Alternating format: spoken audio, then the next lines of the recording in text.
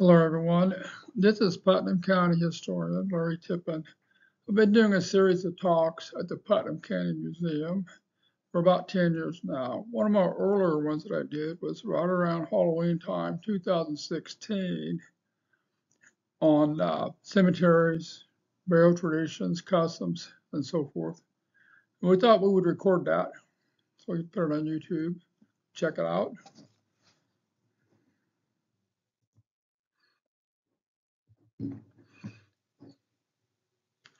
Got some information related to cemeteries. Most cemeteries are on private property, unless obvious public access. You must obtain permission from the property owner.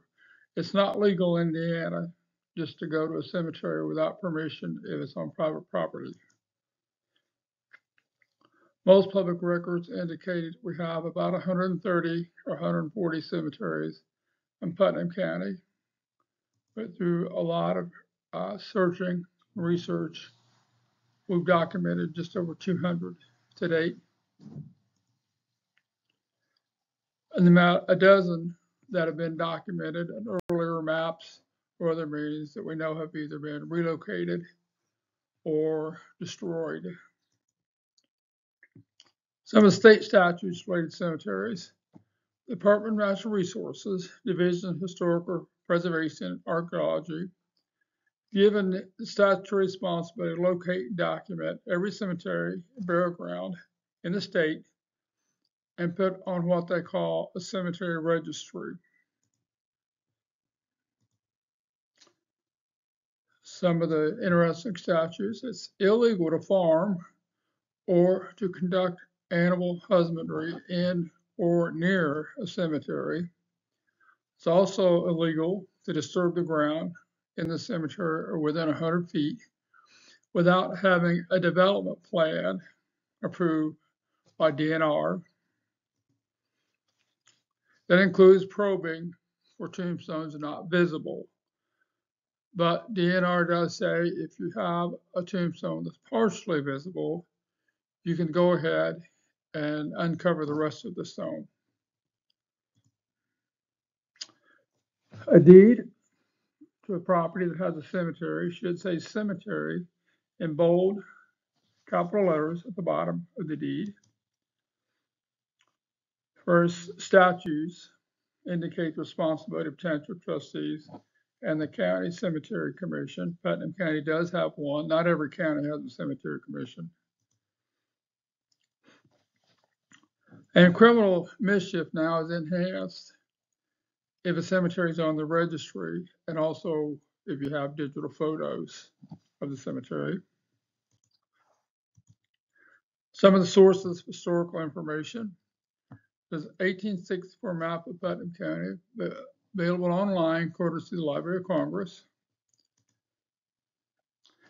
The 1879 Atlas in History of Putnam County, which is our first documented history, compiled history, includes historical information, maps, so forth. 1887 biographical historical record of Putnam County. 1910 Week's History of Putnam County. Other publications, various newspapers, historical data. Newspapers now are online, the older newspapers especially, through the Hoosier State Chronicles. It's really nice to be able to look at old newspaper articles that you didn't have access to until just recently. Deed records can provide information, and then the cemetery deeds themselves. Talk about some of the early Putnam County deaths. According to the history books, the first death in the county occurred at Trotter's Mill. A man named Dennis, the millwright, died there in the autumn of 1821. He is buried on the hill in the woods just west of the mill. Trotter's Mill said to be north of Greencastle on Big Walnut Creek. It's a grist mill and a sawmill. The dot on the 1864 map indicates an S dot mill slightly northeast of the current bridge on 231. Here's 1864 Atlas. Greencastle's much bigger now than it was in 1864, but this is the old road that went out of town near what's now the fairgrounds and the waterworks, and that was probably Trotter's Mill.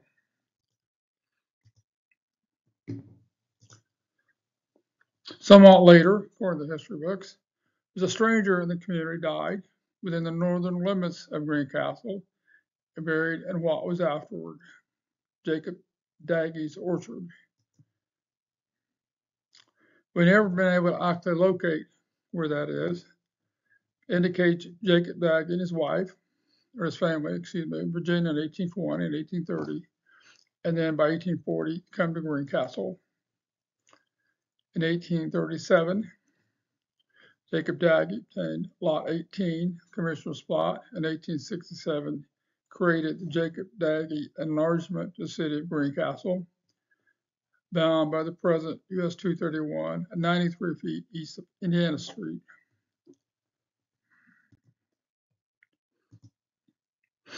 Jacob Daggy's addition, basically the Marathon Station, Neil Tire, and the Castle Apartments, a little bit east of Indiana Street.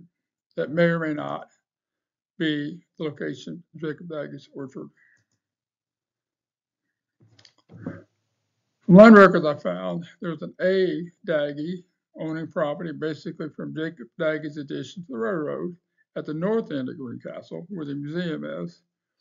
That's probably Addison Daggy, who is a prominent attorney in Greencastle, who was a son of Jacob Daggy. The next recorded death in Greencastle is that of Benjamin Akers, who died about 1825, and his body was the first to be buried in what is now known as the Old City Cemetery, sometimes referred to as Hannah Street or Blackstock. It's located east of DePaul's Blackstock football field. But we could not find any current grave marker for Benjamin Akers, so his son may not have survived, or maybe more of a temporary marker. The oldest legible inscriptions in that cemetery are for 4 members of the Burlingame family who died in the period of 1829 to 1833. Now, the earliest tombstones I have personally observed in the county are that of Jacob Fosher, a 1-year-old son of John Elizabeth Fosher, who died in 1826 and buried at Blacksburg. And also, the next one, Julia Ann Graves, a 3-month-old daughter of Peter and Jane Graves, who died in 1827, is buried in the Graves Family Cemetery, a small cemetery on private property near Bainbridge. This is a stone of Jacob Fosher at Blacksburg, and then Julia Ann Graves outside of Bainbridge. Now, the Graves Family Cemetery has an interesting history itself. Not only is one of the early ones in the county, it's not included in any local records, not at the library, not Cemetery Commission, at least at this time in 2016 when I did this presentation. I happened to run across a reading in the state library doing other research indicating cemeteries on private property near Bainbridge. Described several members of the Peter Graves family, read by Mrs. C.C. Collins, who was really big in history of the county in the 1950s, 1960s.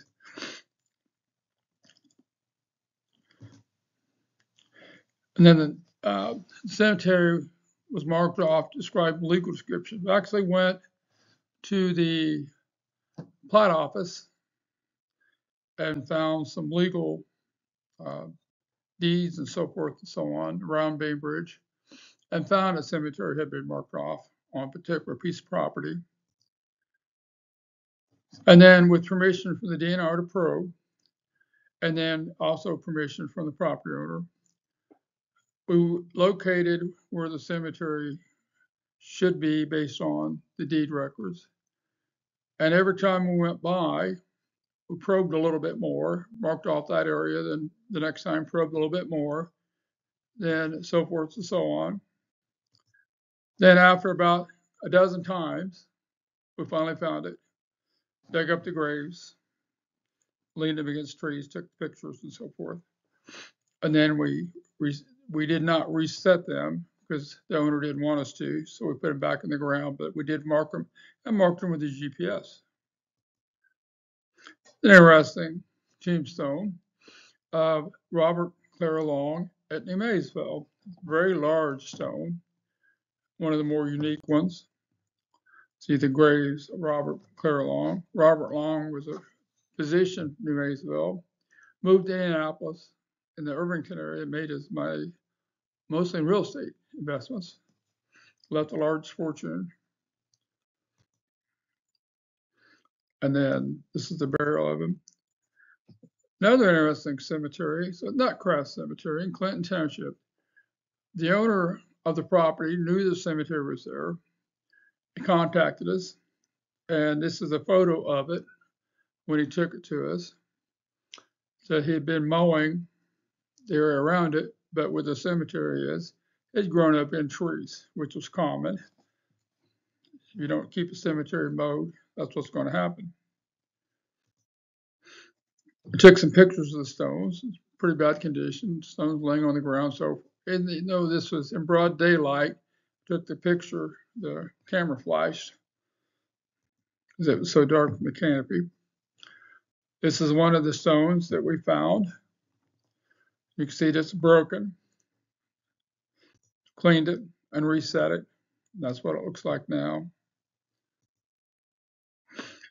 Another stone that's broken and reset. Now, I want to explain these marble type, what we call tablet stones, typically 2 inches thick, anywhere from, 1 feet tall to 5 feet tall. Set one of two ways. Either they're really long and about a third of it goes in the ground and packed with gravel or pea gravel or sand and gravel, but never concrete. Or like this one, a slotted base was made in limestone, the slot being slightly bigger than the stone. Then the stone was set at it, and there's a special compound that we use to set the stone in such a way that it would hold the stone, but if stressed by some manner, tree limb falling or something, the material we use to set the stone would break first and not the stone, although in this case, obviously the stone broke. And then we have a special glue that we use to glue the stones back together. And that's what the Nutgrass Cemetery looked like after we cut the trees, cleaned, and reset the stones. It took about a whole summer to do that. This is interesting. We're in the Bainbridge Cemetery. And this is a stone you can barely read. So we were cleaning the stones and helped restore that cemetery with the cemetery board. And this is that stone after we cleaned it. I'm going to zoom in on it. And the first thing that jumps out at me says Indiana Volunteers. And then we can see that it's Marmaduke, Darnall, and then you can barely read the death date. So we got to research this. We can't leave that. Anytime you see something that says Indiana Volunteers, you think that it's a military stone. So I did the research on it. Found Marmaduke Darnall was the son of William Amelia Darnall, listed in 1850 and 1860 censuses in Monroe Township, Putnam County. To indicate he would have been born about 1837 or 1838 based on his age in the census, but not included in the 1870 census anywhere. So after probably cleaning the stone, we're able to read it. It appears that he was born May 9th, 1838, died April 30th, 1864. So when you see somebody in the military stone that died somewhere between 1861 and 1865, you think they had to have died in the Civil War. Now, a lot of the deaths in the Civil War were due to disease and not military engagements. So we wanted to find out a bit more about him. Also noted it doesn't have a proper what we call military stone. He's just listed on a tall type tombstone And also on the tombstone were his parents and 2 siblings. And then, of course, since someone says Indian volunteers, we go to the military records. Indicate that Marmaduke Darnell served Civil War, Company I, 11th Indiana, as a sergeant, Company B, as lieutenant, and then as a captain. Company I, 11th Indiana, organized Indianapolis in April of 1861, mustered out just a few months later, August 1861. And then Marmaduke Darnell then enlisted as lieutenant second class in Company B of the 43rd Indiana Infantry in September of 1861, and his residence is listed as Bainbridge. So now we're talking about the right person. Promoted to lieutenant first class, May of 1862, and just 1 week later, promoted to full captain. Further research indicate that he died of wounds incurred on the same date as tombstone says, 1864, an engagement in Jenkins Ferry in Arkansas. So that's why it's important to research these military stones. Let's talk about coins on the tombstones. Sometimes you'll see coins left on a tombstone. Usually it's a military grave, but not always. And the denominations mean something. You shouldn't just randomly put whatever change you have in your pocket on a stone, although that's okay if you do. But there's a certain traditions about denominations. A penny simply means you visited. You don't necessarily know the soldier. You just want to honor him or her for his service. A nickel means that you and the deceased trained in boot camp together. A dime means you served with the deceased in some capacity in the military. And a quarter is the highest denomination honor, means you're with the deceased soldier when he or she died. Some of the traditions, folklore about burial practices, we're typically buried with our feet pointed east, so that we can meet the rising sun on Resurrection Day. Inscriptions then usually on the west side of the stone. Husband and wife are buried, and the inscriptions are on the same stone. Usually you're on the west side of the stone looking east, and they're standing in the same way they stand at the altar, with the husband on the right, the wife on the left. And then that means the wife is usually, but not always, buried on the north side. And that's important to know if you're trying to locate graves.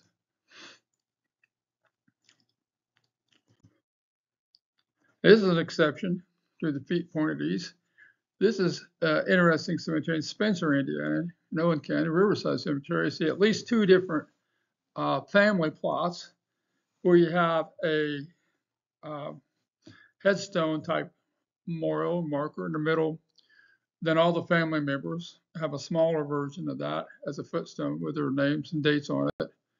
And all of them are pointed with their feet pointed in toward the main tombstone. The story about the Hannahs, Togum, Lydia Hannah, at New Maysville, the old New Maysville Cemetery. That's kind of how we read this. This is Lydia's, this is Togum's. Put them together so you can treat them just a little bit better. And a lot of times back in the 1800s, they usually have when a person died and the age. Well, this one, both stones, they were murdered on the same day in 1861.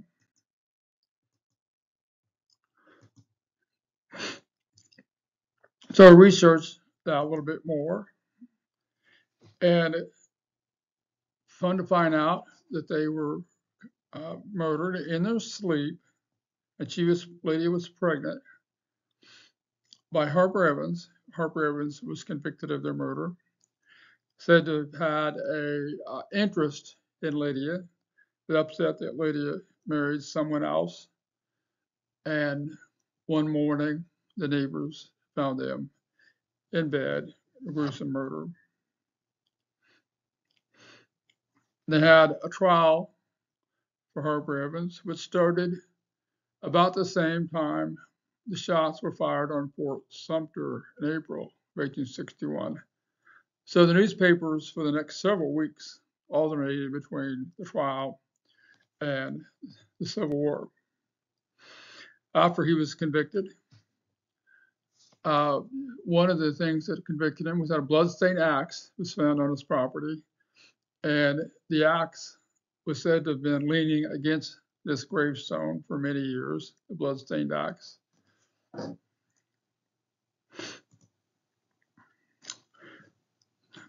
Then the murder and suicide of Thomas James and James Robertson, 1824, in Cloverdale. The first murder in the county, immediately followed by the first suicide. I discussed it at length in the program that we did on Cloverdale. You can check that out. Also, another sensational murder was Greenberry Molnick's murder, who murdered his wife, Martha Ann, in 1857. It was incorrectly reported as an axe murder in some publications, but it's actually, according to the coroner's report, blunt force trauma injury to her face, likely with a coal shovel. Also, Doc Adams was murdered, gunned down in the street of Rochdale in 1891 by Noah Evans, brother of Harper Evans, who was convicted 30 years prior of the murder of Tugum and Lydia Hanna.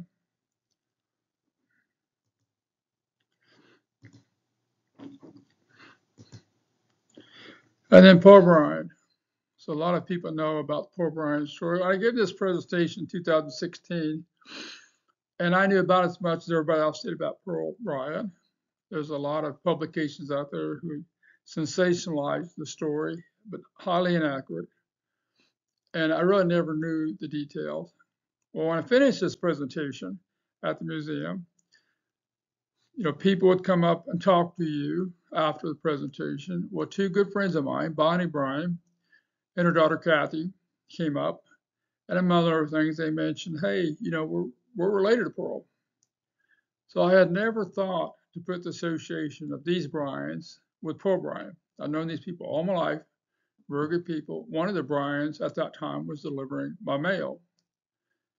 So got my curiosity up, went to where the scene of the crime was in Cincinnati, across the river in Kentucky, asked some questions, found out the trial transcripts were still available. So checked those out.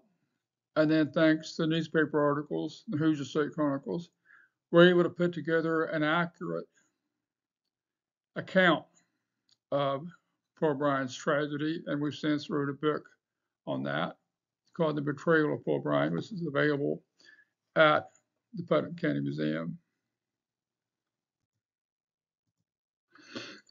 Some other traditions, folklore, typically when somebody dies, the clocks are stopped, mirrors are covered, grapes are drawn, and then the person's body is laid out in the front parlor for several days, usually about 3. Because one of the things is they want to make sure they're actually dead. Because sometimes you'd have somebody that's in a coma or similar state, it's not really dead, and the greatest fear almost everyone has to be buried alive. So they want to make sure they're actually dead. And after about 3 days, 4 days, you can kind of tell. And then someone has to sit with the body 24 hours, make sure they're actually dead. And then when you're carried out, you're supposed to be carried out feet first. And then some people thought it was bad luck to be taken right out the door. You don't exit the house for the last time through a doorway. So some homes had a separate little door, which looks like it could have been a coal door, but no, it's to take the body out of the deceased so it won't go out the doorway. Some cultures, they rub joints and muscles with salt or something similar. to avoid the deceased sitting up due to rigor mortis. And I think this has actually happened during service. An arm would start to rise or look like it was moving, and people would faint thinking the person's not dead yet, but they really are. It's just rigor mortis setting in and moving the arms and so forth. It's bad luck to leave a freshly dug grave open all night for the obvious reasons, because somebody could fall in it, but also it's bad luck. Typically, the men would dig the grave while the women prepared the body, usually on the kitchen table. And in a church graveyard, a bell would ring a number of times when somebody dies to announce that you've got a death, and it would stop, and they ring once for each age of the child. So, or the deceased, I'm sorry. So it just rang once or twice, you knew it was a young child. But if it rang many times, you knew it was an elderly person.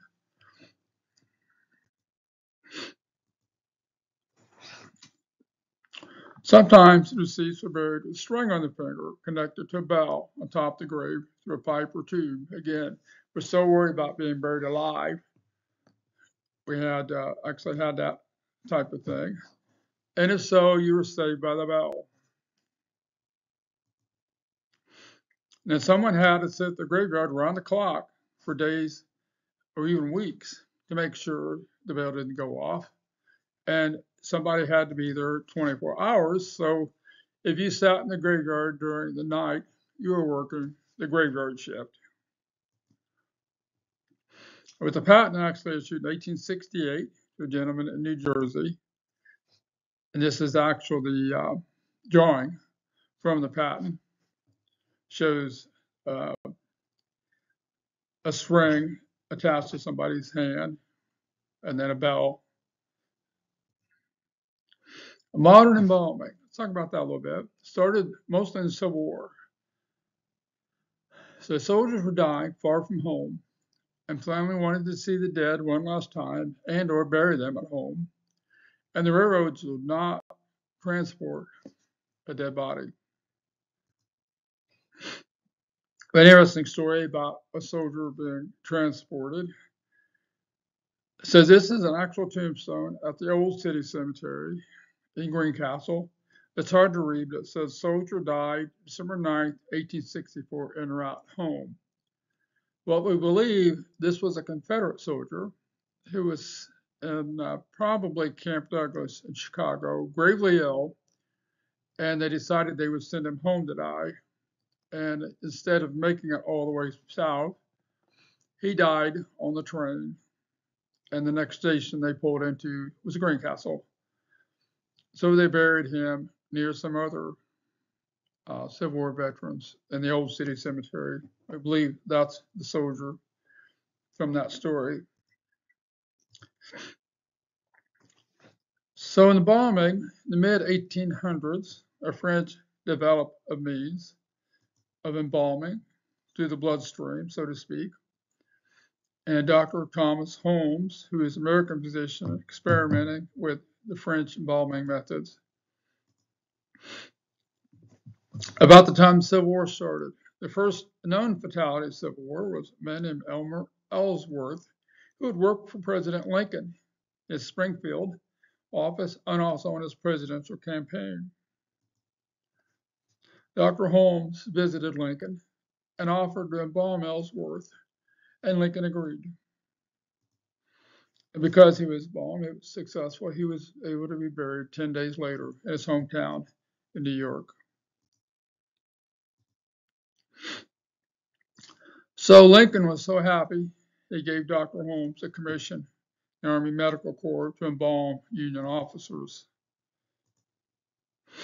so they could be sent home for burial. It's been said that Dr. Holmes embalmed about 4,000 bodies himself and also created fluids used for embalming, which he sold to others for that purpose. Said to be a mixture of arsenic, zinc, chlorides, creosote, turpentine, and alcohol. And after the Civil War, then formaldehyde became the primary ingredient for embalming. Another doctor, Dr. I know I pronounced it wrong, so I'm not even going to try. A physician, also a leader in the field of embalming during the Civil War. So early in the Civil War, the embalming physicians approached soldiers going into battle to see if they'd like to be embalmed if they didn't make it. By filling out a card, arranging for transportation, and method of payment.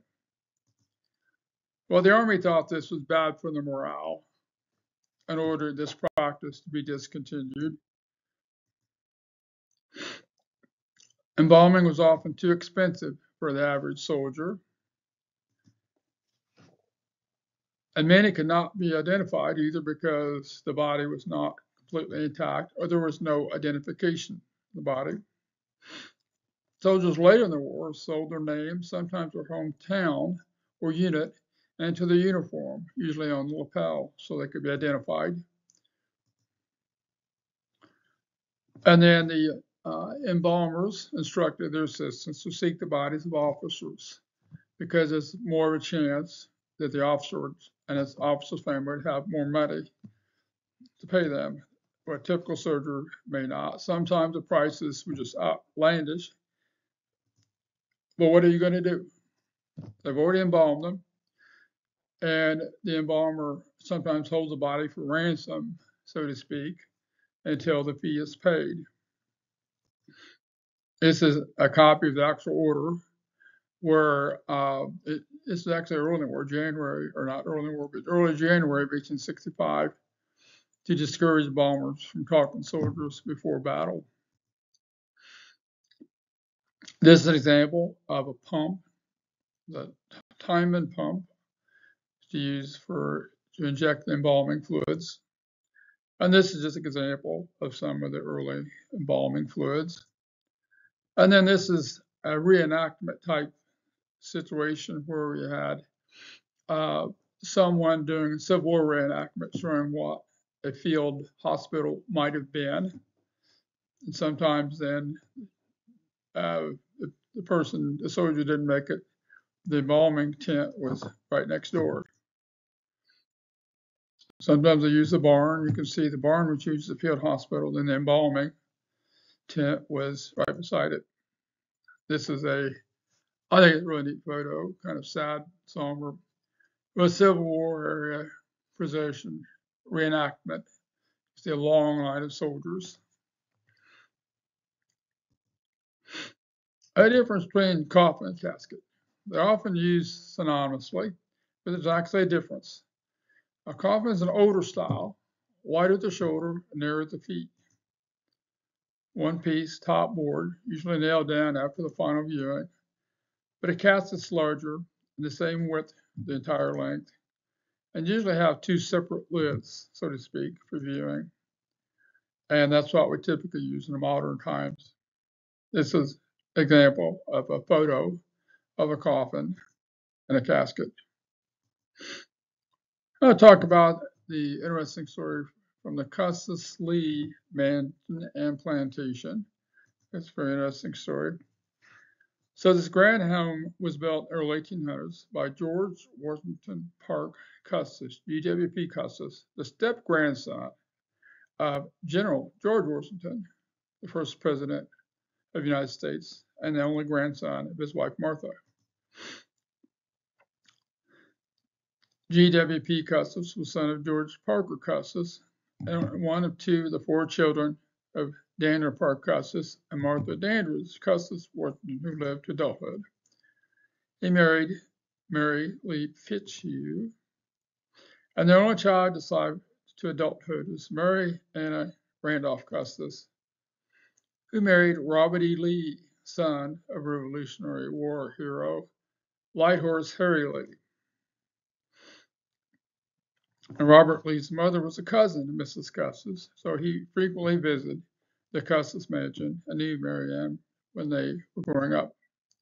This is a painting of the mansion, and this is a recent photo of what we now call the Custis Lee Mansion.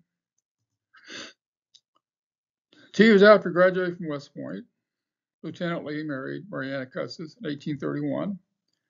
Shared the home with Mary's parents, but the Lees were often on military assignment. There wasn't really at the mansion that much.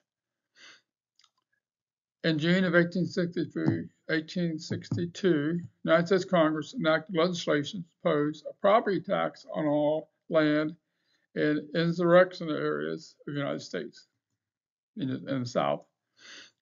1863 amendments to that act required taxes to be paid in person. But Mary Lee, afflicted with arthritis and basically behind Confederate lines, could not pay the tax in person on her grand mansion and plantation. So the estate was seized for non-payment of tax and auctioned off January of 1864, and the U.S. government won the property for $26,000, which is about $500,000 now. Quartermaster General of the United States, Montgomery Meigs, proposed 200 acres of the estate as a cemetery. The large number of burials should occur close to the mansion and render it unlivable. So you can see some of the tombstones of the military veterans buried not far from the bottom of the hill, the Custis Lee Mansion. The first burials are actually around the flower garden, Mrs. Custis, flower garden, right outside the front door of the mansion. In April of 1874, Robert E. Lee's oldest son, General George Washington Custis Lee, filed suit against the United States government in Virginia court to regain his property. He, Custis Lee, was a major general in Civil War, was captured by Union forces. He fought for the South, but he survived the Civil War. In 1882, the Supreme Court of the United States ruled in favor of Lee in United States versus Lee. The court, by a 5-4 majority, found the estate had been illegally confiscated in 1864 and ordered it returned. But who would want to live in a home that has, by that time, thousands of soldiers buried in it? So he's really just interested in receiving compensation for it. After several months of difficult negotiations, Lee and the federal government settled on a price of $150,000. So it's almost $4 million today. It's a lot of money. This is one of the prominent burials in that cemetery. JFK died in Dallas, November of 1863. You can see that he and his wife, Jackie, are buried right at the foot of the hill, the Custis Lee Mansion, the background. So that's how the Custis Lee Mansion and plantation became Arlington National Cemetery. Still used as a military cemetery. Close to 500,000 burials to date. On any given weekday, see half a dozen to a dozen soldiers buried. In September of 1866, memorial and burial vault containing remains of over 2,000 Union and Confederate soldiers who died at the First Battle of Bull Run, Second Battle of Bull Run, Manassas, and then other engagements. Buried in the former site of the old grove southeast of the mansion. And that came to be known the Tomb of the Unknowns. And also an unknown World War I U.S. serviceman brought back from France and interred below a 3-level marble tomb. And then unknown soldiers of later wars also entombed there. The Tomb of the Unknown is guarded 24 hours a day. When the guards would take 21 solemn steps and then turn and march back, guarding the Tomb of the Unknown. About the interesting story, I was telling this in 2016. I actually have updated information about the oldest living Confederate widow. So you heard the phrase oldest living Confederate widow. and not just necessarily Confederate, but a widow of the Civil War still receiving a pension. So the last known Union was widow Gertrude Janeway, died in 2003 in Tennessee. So she's a widow of John Janeway, who joined the Union Army in 1864, was briefly a POW at Anderson. They married in 1927 after having to wait for 3 years till Gertrude turned 18. So he was a very old man when he married Gertrude. He's 81. And then she still received $70 pension checks, the government, every 2 months to her death in 2003. Also, there's an Alberta Martin who died, age 97, Alabama, in 2004. At that time, believed to be the oldest Confederate widow. In 1927, age 21, she married William Jasper Martin, then 81, primarily to get help raising her son because his $50 a month Confederate pension check guaranteed some financial security. Martin joined the Confederate Army in May 1864, and she gave birth to a second son from this 81-year-old soldier. 10 months later, he was 82 at the time. Then he died in 1931. And then upon her husband's death, she married his grandson from his first marriage. I think that's kind of creepy, but okay. And then publicity surrounding her death, and relatives of another woman from Arkansas, 89 years old time, in fact, the last Civil War widow, came forward, said married an 86-year-old soldier in 1934, and she was 19 to escape poverty, but kept quiet about the unusual marriage. She thought the people would gossip. The soldier had served the Virginia Infantry, supported her with his Confederate pension of $25 every 2 or 3 months till his death in 1937, and then she died in 2008. Now we've since had found a few others have come forward, and then this woman outlived 3 other husbands. Let's show some photos. I'm going to end with this. This was taken various cemeteries along near the Mississippi River after flooding in the late 1980s. You can see some caskets have literally popped out of the ground in disarray. It's real sad, very tragic to see this and see all these caskets. So now a casket has to have the name of the individual buried on some sort of a decal or something on the outside of the coffin for this very reason. Because some of them at that time, they could not identify. This is this one.